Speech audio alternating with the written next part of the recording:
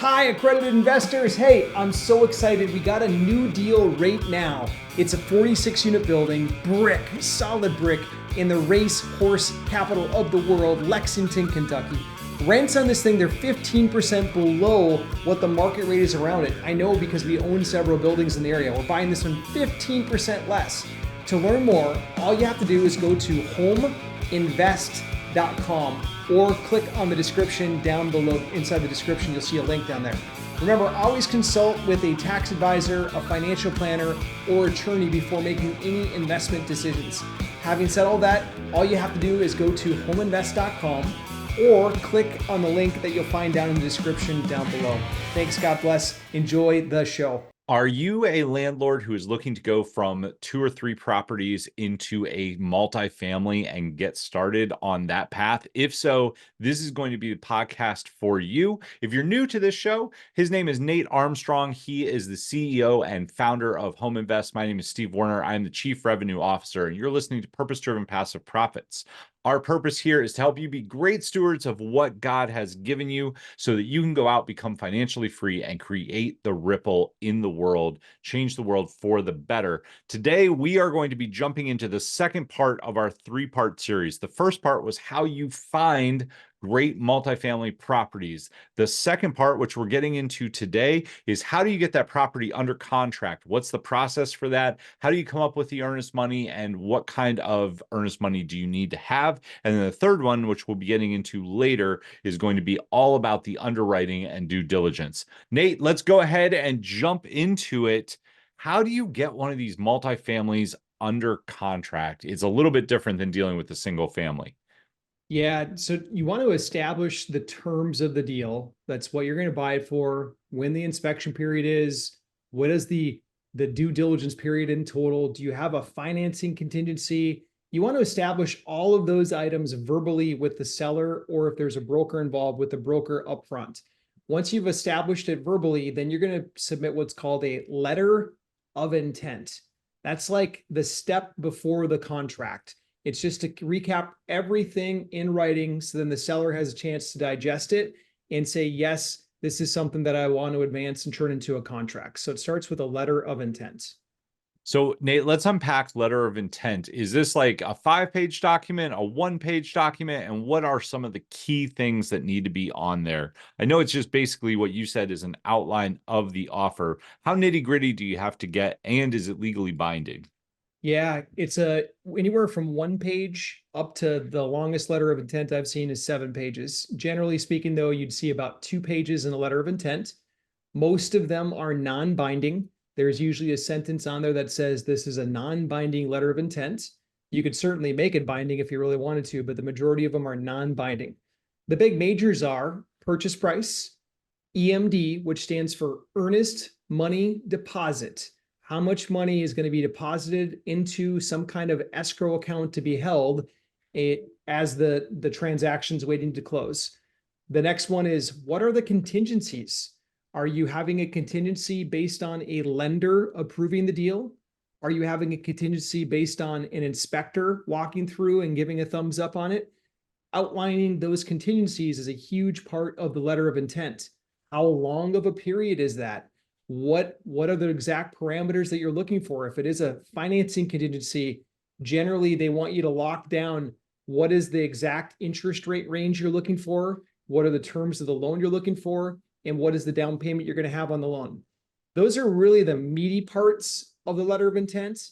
On our letter of intent, we also spell out the documents that we're going to need from the seller to start due diligence, such as we like to see the T12s.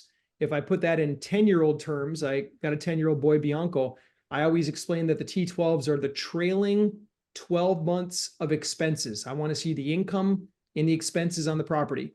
But the letter of intent should outline all of those things. This is what I want, Mr. and Mrs. Seller. Please provide all of this stuff so that I can start the inspection process. Okay, awesome. So that's the LOI. Once they get the LOI, what happens next with the earnest money? So in single family, we always teach you want to wait till after your due diligence period for the earnest money. But in multifamily, it's a little bit different. Break that down for us, Nate. Yeah, in multifamily, you're typically dealing with a seller that is either been in the game for a longer period of time. They're more sophisticated than someone selling a property for their very first time, a single family house. So you've got a seller that's got more experience and or a broker who's they're going to say, no, I want earnest money deposit right away. I want it now. So what we typically try to do, because remember, we're pretty large in the marketplace. Like we're not, Blackstone by any means. God willing, someday I hope that we're in charge of assets like that, but we're on our way. We're well positioned.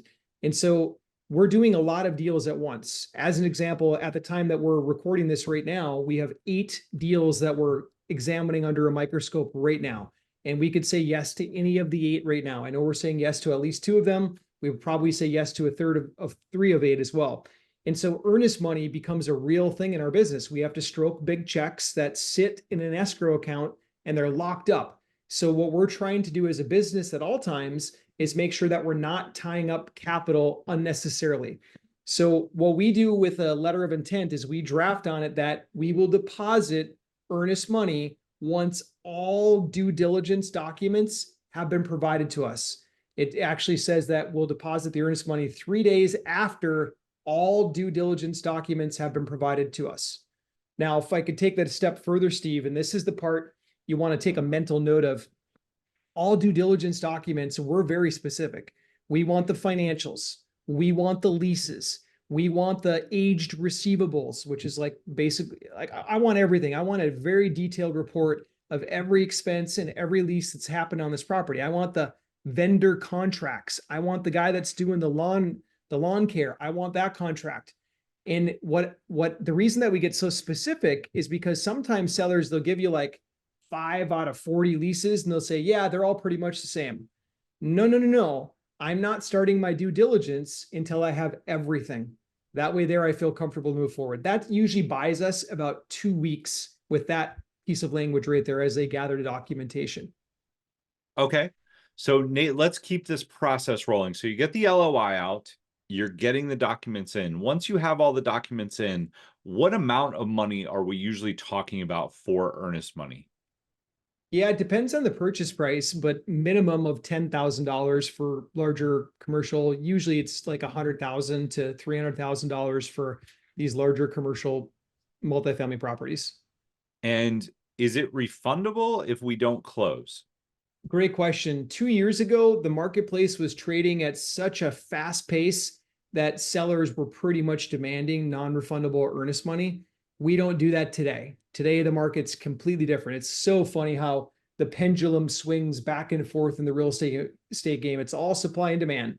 When interest rates were super cheap and demand was really hot, sellers could say, hey, I'm demanding you put up $100,000 non-refundable. Nowadays, interest rates are much higher. The market has slowed down. So therefore, we're able to push back and say, you know what, we're not doing non-refundable. We will not do non-refundable until we've cleared our due diligence period.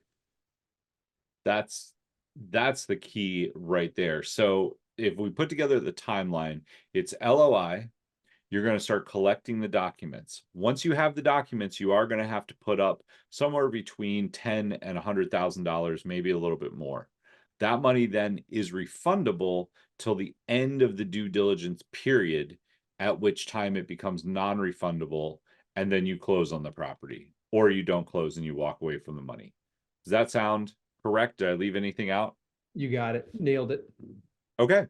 Last question I have about the earnest money. If somebody is moving from 3 or 4 single family properties, duplexes, into a small multifamily, let's say the small multifamily is $3 million, their earnest money is going to be $100,000.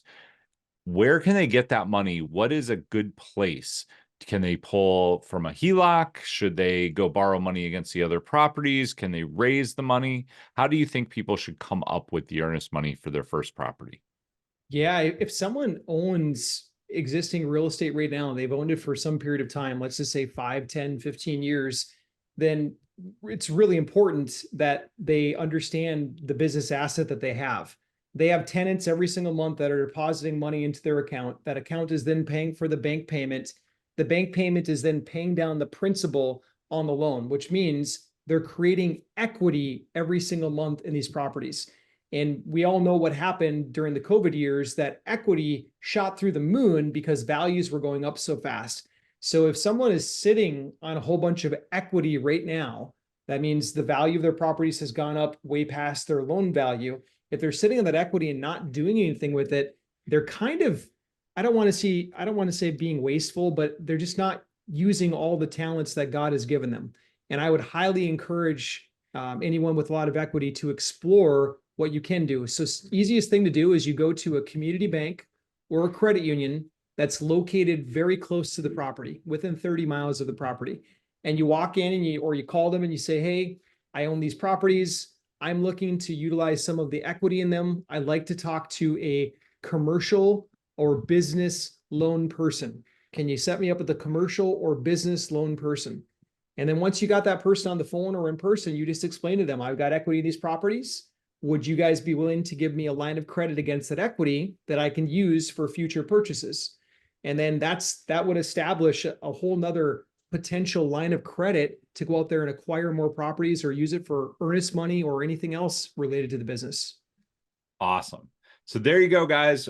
Today, we went through how you get the property under contract. We talked about LOIs. We talked about the earnest money deposit, and we even showed you where you can come up with the capital for your earnest money deposit. This is all to help you guys go from a few single family houses to your first multifamily, because that's where things really click into high gear. If you enjoyed this episode of Purpose Driven Passive Profits, stay tuned. Next time, we are continuing in the series. We're going to be going through what underwriting and due diligence looks like, how you want to go through the property, both physically and numerically on paper.